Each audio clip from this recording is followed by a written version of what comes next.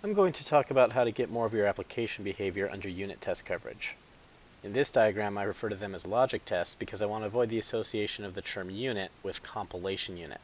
I don't think the word unit in unit test was referring to a compilation unit, so when I say unit test, I'm referring to testing the behavior of your application that is under complete control of the rules of the programming language. A very common mistake when it comes to application maintainability is to put behavior in a place that is harder to test than necessary. Some common examples are putting behavior in your main entry point, behavior in a configuration file instead of a programming language, relying too heavily on a container to control behavior when the container should only be controlling resources it is responsible for, or surrendering control of your application to a framework that has an additional setup cost to test. For example, one of the most difficult situations to test that I have ever come across was conditional logic in shell scripts launched by a Jenkins automation server. Test driving the design of your code with unit tests is a great way to ensure you put your application behavior in places that favor maintainable code. I find easy to test and easy to maintain are so closely related that I sometimes use the terms interchangeably. You should strive to have the vast majority of your code under unit test coverage, only resorting to the more heavyweight types of tests when there is a potential for something to break and there is no other way to test it. To illustrate how to favor unit tests over more heavyweight types of testing, I've created a sample Java Web Archive project. If you're new to the craft of software engineering, a Java Web Archive is a good thing to know how to create. Java is a very popular programming language, and web applications are a very common need. Before I dig into the structure, let's make sure we can run the application. I have not chosen a Java Web Archive because I think it's the best way to write web applications. I personally prefer to end up with a containerless executable jar file using something like an embedded Jetty server to handle the web server capabilities. However, Java Web Archives are very common, so chances are you will have to deal with them eventually. Before digging into the implementation details, let's make sure we can run locally. So first of all, let's clone the project from Git.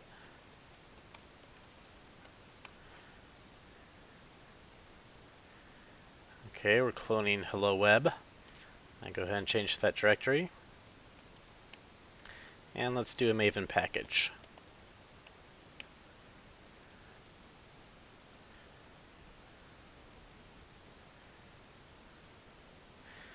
Okay, so since I don't like having to remember how to run something, I usually put a run shell script in here.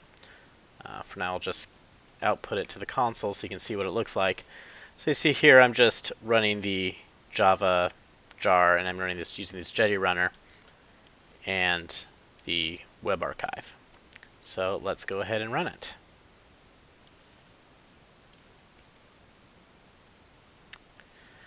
And I've provided a couple of examples to test it out with, so let's check these out and see what it does. So here we see we have the hello command with a target of world, and it just emits hello world to the output. If I change the target to Sean, again it says hello Sean. Okay, let's see what else we can do.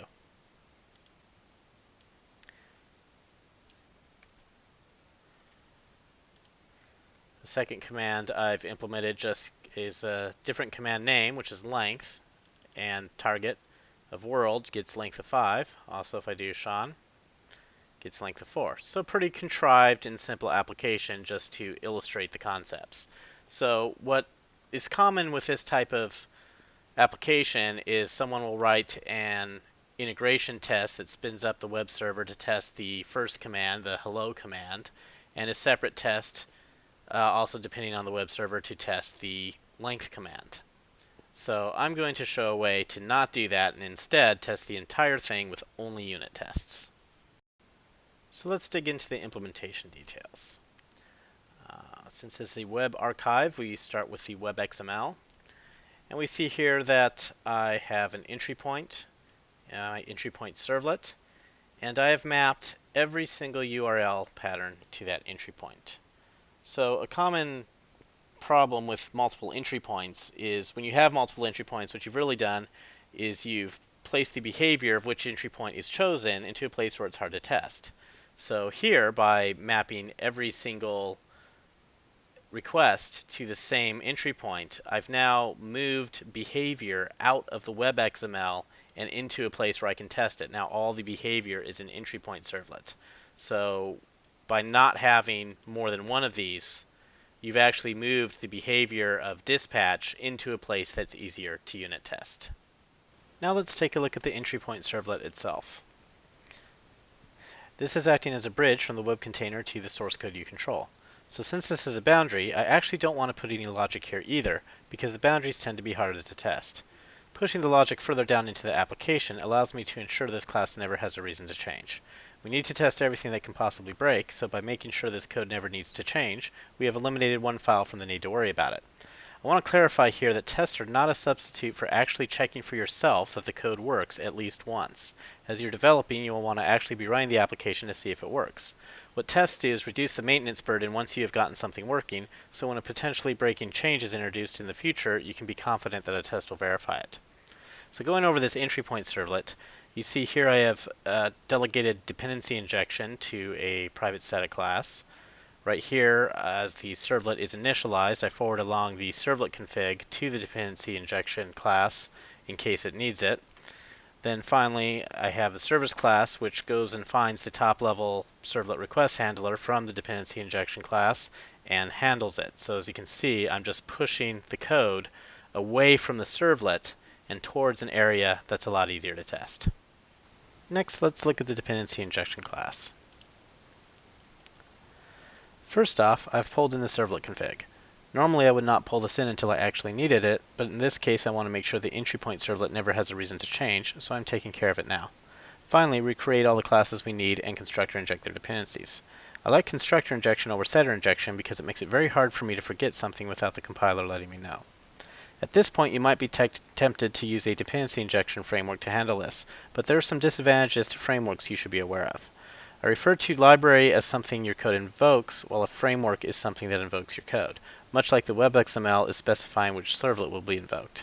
By surrendering control of your application behavior to a framework, we are back in the same situation we started with regarding WebXML. Now you can't test your code without dealing with something you don't control. Keep in mind, Java is a compiled, statically typed language. Some dependency injection frameworks take away your type safety because they use a configuration file instead of code, so many problems that were discoverable at compile time are now waiting to surprise you at runtime. They can also instrument your classes with proxies, making your stack traces harder to comprehend. If your framework relies on annotations, it may also have to do a component scan across all of your code at runtime. Compare that to how simple, statically typed, and easy to understand constructor injection is. Even if you needed lazy instantiation, you can implement this in just as many lines as you could have in an XML configuration file. So think about why you are moving behavior from a programming language to a configuration file, and if that really makes sense. Now that we've pushed all the logic into places that are easy to test, let's have a look at how we actually test the web dispatch logic. As you can see with the hello test, I'm using a utility function to construct the request, making this test simple and its intent clear. Notice that the web dispatch is actually under unit test coverage. I did not have to spin up a web server to ensure that the web requests are dispatched properly. By moving our logic away from the web XML, away from the servlet, and towards the unit testable area of our code, in this case value objects, we've made our code really easy to test. As you can see here, the tests are only concerned with the dispatch behavior and corresponding logic for each command. The tests are also very flexible. When I noticed the browser was sending me a request for the favorite icon, I was able to get that under test coverage as well by creating a value object directly rather than relying on my utility method. Looking at the dispatcher, all the code here was test-driven.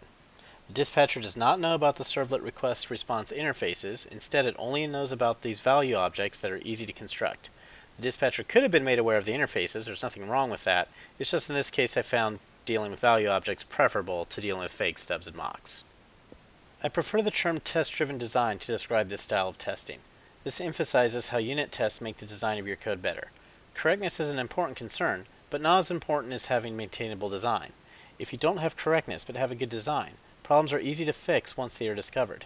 If you have correctness without good design, it's going to become increasingly more difficult over time to maintain correctness. Tests that are hard to write are less likely to be written at all, so eventually you will end up sacrificing correctness anyways.